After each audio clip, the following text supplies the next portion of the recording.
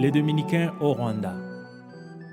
Méditation du 6e jour de l'octave de Noël. Elle proclamait les louanges de Dieu et parlait de l'enfant. Chers frères et sœurs, loué soit Jésus à jamais. En ce 6e jour de l'octave de Noël, nous méditons encore sur l'épisode de la présentation de l'enfant Jésus au Seigneur dans le temple de Jérusalem. Après nous avoir présenté la prophétie du vieux Siméon sur l'enfant, l'évangéliste Luc nous décrit l'émerveillement de la prophétesse Anne.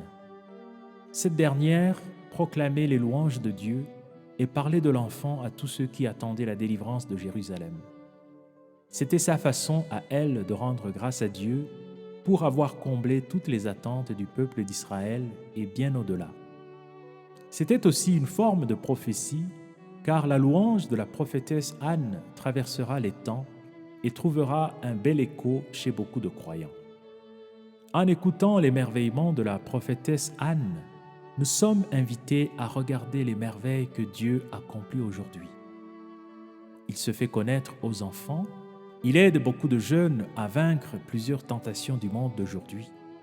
Il aide beaucoup d'adultes à vaincre la convoitise de la chair, la convoitise des yeux, l'arrogance de la richesse. Il relève ceux qui tombent, il réconcilie des familles divisées. La liste est infinie et chacun peut trouver beaucoup de merveilles de Dieu autour de lui. Comment ne pas louer Dieu pour ce qu'il a fait dans nos vies sans que nous l'ayons mérité? Comment ne pas parler de ces merveilles de Dieu à ceux qui attendent une parole d'espérance, un encouragement, une consolation?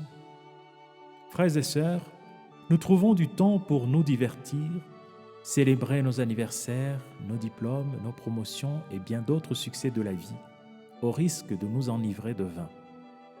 Prenons le temps de célébrer Dieu pour ce qu'il est, pour sa grandeur, pour sa miséricorde envers nous. Jouons, chantons et dansons pour lui. La louange convient à tous les âges. À 84 ans, la prophétesse Anne louait Dieu et parlait de l'enfant Jésus aux gens. Lâchons plutôt les pensées négatives qui noircissent notre cœur, aimons-nous les uns les autres, semons la paix et la joie autour de nous.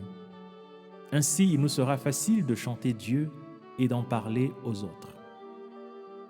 Prions.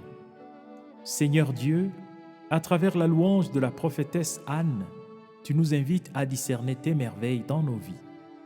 Ouvre nos yeux à ces merveilles et donne-nous le courage de les proclamer par nos voix, nos chants et nos actions. Nous te le demandons par Jésus-Christ notre Seigneur. Amen.